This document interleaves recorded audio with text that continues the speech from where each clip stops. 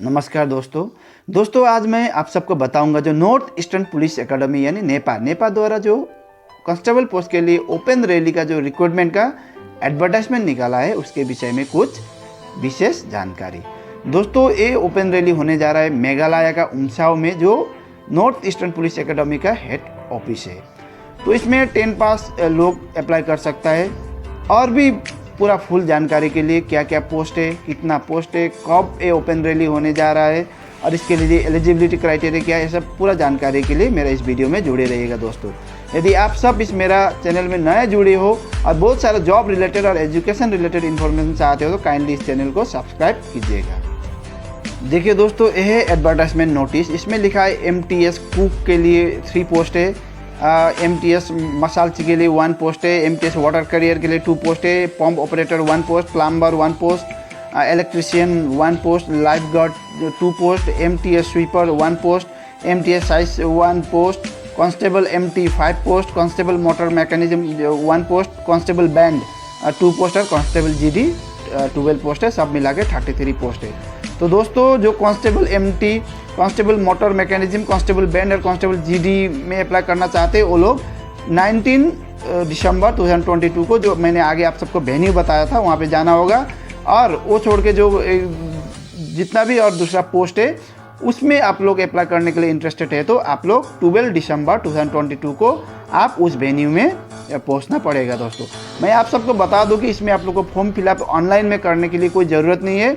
On the spot आप लोग को एक फॉर्म है, मैं वो फॉर्म के बारे में भी आगे बताऊंगा। उस फॉर्म को फिलअप करके आप लोग ऑन द स्पॉट आपको डॉक्यूमेंट के साथ अटैच करके और जिस दिन रैली होगा उस दिन आप लोग को वहाँ पर लेके जाना है।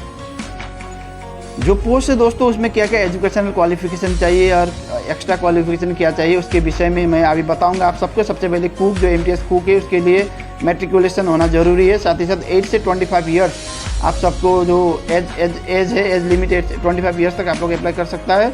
और इसमें डिशेस बनाने का, जो किचन में काम करने का एक्सपीरियंस होना ज़रूरी है।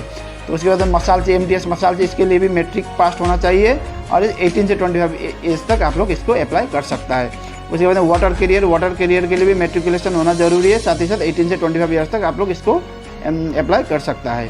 पंप ऑपरेटर में देखिए मैट्रिकुलेशन होना ज़रूरी है। साथ ही साथ आप सबको सर्टिफिकेट इन मैकेनिकल ट्रेड और the electrical trade from a government recognised institute. तो आप लोग के साथ में ये सर्टिफिकेट भी होना है कि पंप ऑपरेटर करने के लिए आप लोग कैपेसिटी है। साथ ही साथ 18 से 25 ईयर्स तक आप लोग का इसमें एज लिमिट रखा गया है।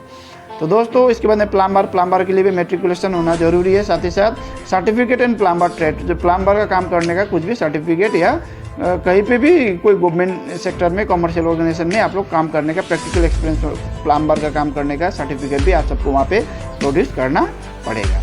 तो दोस्तों इलेक्ट्रिशियन के लिए भी मैट्रिक पास होना जरूरी है। साथ ही साथ इलेक्ट्रिक वायरमैन का कुछ भी सर्टिफिकेट गवर्नमेंट रिकॉग्नाइज्ड इंस्टीट्यूट, कोई भी गवर्नमेंट रिकॉग्नाइज्ड इंस्टीट्यूट से आप लोगों को वो साथ में होना जरूरी है। साथ ही प्रैक्टिकल एक्सपीरियंस भी होना जरूरी है। इसमें एज लिमिट है 18 से 25। देखिए दोस्तों जो लाइफ गार्ड का जो पोस्ट है उसके लिए मैट्रिकुलेशन होना जरूरी है और साथ ही साथ 18 से 25 के एज लिमिट के लोग इसको अप्लाई कर सकते हैं। और इस पोस्ट को अप्लाई करने के लिए जो स्विमिंग का जो सर्टिफिकेट है वो होना जरूरी है। साथ ही साथ MTS स्वीपर में सफाई का नॉलेज होना जरूरी है और मैट्रिकुलेशन, इसमें भी एजुकेशन क्वालिफिकेशन होना जरूरी है। साथ ही साथ 18 से 25 एज लिमिट रखा गया है। वैसे ही MTS साइज में भी मैट्रिक पास होना जरूरी है। साथ ही साथ हॉर्स एंड स्टेबल मैनेजमेंट का जो नॉलेज है वो होना जरूरी है। 18 से 25 ईयर्स इसका भी एक्सपीरियंस रखा गया है। साथ ही साथ कांस्टेबल MT, इसके लिए driving licence, valid driving licence होना जरूरी है। साथ ही साथ ड्राइविंग एक्सपीरियंस 3 ईयर्स का होना जरूरी है और fair knowledge in motor mechanism. तो साथ ही इसके लिए भी 18 से 25 ईयर्स तक आप लोग अप्लाई कर सकता है। तो यहाँ पे देखिए जो फिजिकल स्टैंडर्ड भी यहाँ पे दिया गया है, हाइट कितना होना चाहिए।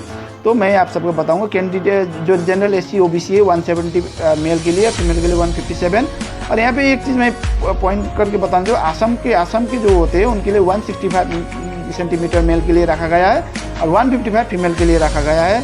और candidate from north east state, जो असम छोड़ के दूसरा जो स्टेट है उनके लिए 162.5 रखा गया है मेल के लिए और फीमेल के लिए 152.5। मतलब सोचिए कैंडिडेट फ्रॉम नॉर्थ ईस्ट, जो असम नॉर्थ ईस्ट में जितने भी असम छोड़ के दूसरा स्टेट है उन सब के लिए।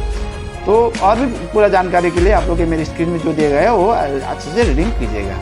तो दोस्तों देखिए, जो कांस्टेबल मोटर ट्रांसपोर्ट मैकेनिक है उसके लिए मैट्रिकुलेशन होना जरूरी है, साथ ही साथ diploma in motor mechanism from a recognised institution वो भी होना जरूरी है, साथ ही साथ वैलिड ड्राइविंग लाइसेंस भी होना होगा। और इसके लिए एज लिमिट रखा गया है 8 से 27 ईयर्स।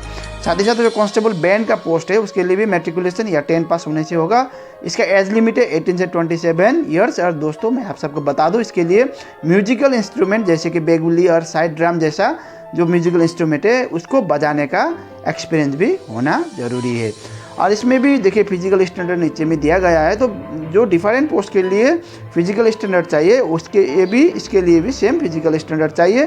तो दोस्तों मैं इसके विषय में आप सबको थ्रोली नहीं बताऊंगा, तो आप और भी ज़्यादा डिटेल में आप सबको जानकारी लेना है तो नेपा का जो ऑफिशियल वेबसाइट है www.nepa.nic.in मार के आप लोग देखिएगा, वहाँ पे और ज़्यादा इन्फॉर्मेशन मिलेगा। आगे मैं बताऊंगा कांस्टेबल जीडी के लिए कोई भी एक्सपीरियंस नहीं चाहिए दोस्तों, उस पोस्ट के बारे में कितना क्वालिफिकेशन चाहिए उसके विषय में। जो कांस्टेबल जीडी है उसके लिए बिना एक्सपीरियंस भी आप लोग जा सकता है। तो दोस्तों देखिए, यहाँ पे कांस्टेबल जीडी का जो पोस्ट है उसके लिए खाली मैट्रिकुलेशन होने से आप लोग इसको अप्लाई कर सकता है। आप लोग का एज लिमिट है 18 से 27 ईयर्स और आप लोग इस जीडी पोस्ट को अप्लाई करने के लिए कोई भी एक्सपीरियंस नहीं चाहिए। तो दोस्तों देखिए, फॉर्म ऐसा वाला फॉर्म होगा जो कि आप लोग को यहाँ पे देखिए वेबसाइट भी दिया गया है नीचे में देखिए www.nepa.gov.in। इसमें आप लोग इस वेबसाइट में जाके आप लोग ये वाला आप लोग डाउनलोड कर सकता है, ये वाला फॉर्म। और ये वाला फॉर्म डाउनलोड करके आप लोग इसको फिलअप करना है। साथ ही साथ देखिए 5 नंबर में लिखा है डेट ऑफ बर्थ, जो मैट्रिक एडमिट कार्ड में जो डेट ऑफ बर्थ है वो आप लोग को लिखना है। साथ ही साथ वो जो एडमिट कार्ड का जो कॉपी है वो जेरॉक्स करके आप लोग साथ में लेके जाना है। साथ ही साथ परमानेंट एड्रेस के लिए भी आप लोग को कुछ document, proof of permanent address का जो डॉक्यूमेंट है वो आप लोग को यहाँ पे अटैच करना है। साथ ही साथ जो कास्ट सर्टिफिकेट आप लोग SC ST में OBC में आते हो तो कास्ट सर्टिफिकेट भी आप लोग को साथ में देना है। उसके बाद में देखिए 8 नंबर में देखिए एजुकेशनल क्वालिफिकेशन, आप लोग का जो एजुकेशनल क्वालिफिकेशन वो आप लोग भी यहाँ पे लिखना है और साथ में वो क्वालिफिकेशन का कोई प्रूफ ऑफ सर्टिफिकेट वो लेके जाना है। और अदर क्वालिफिकेशन और एक्सपीरियंस कुछ भी है तो वो भी आप लोग यहाँ पे लिखना है और उसका कॉपी आप लोग लेके जाना है। तो ऐसा करके इस फॉर्म को फिलअप करके आप लोग देखिए यहाँ पे कैंडिडेट सिग्नेचर है, कैंडिडेट का जो सिग्नेचर है वो मार के आप लोग ऊपर में देखिए यहाँ पे रिसेंट पासपोर्ट साइज फोटोग्राफ यहाँ पे चिपका के इस फॉर्म को आप लोग जिस दिन रिक्वायरमेंट का डेट है वो डेट उस वेन्यू में आप लोग को साथ में लेके जाना है। तो दोस्तों मैं आप सबको यही बताऊंगा, यदि और भी कुछ भी आप लोग को इसके विषय में आप लोग को जानकारी लेना है तो काइंडली कमेंट बॉक्स में लिखिएगा, नहीं तो www.nepa.gov.in में जाके क्लिक कीजिएगा, चेक कीजिएगा, पूरा डिटेल आप सबको मिलेगा। धन्यवाद, जय हिंद।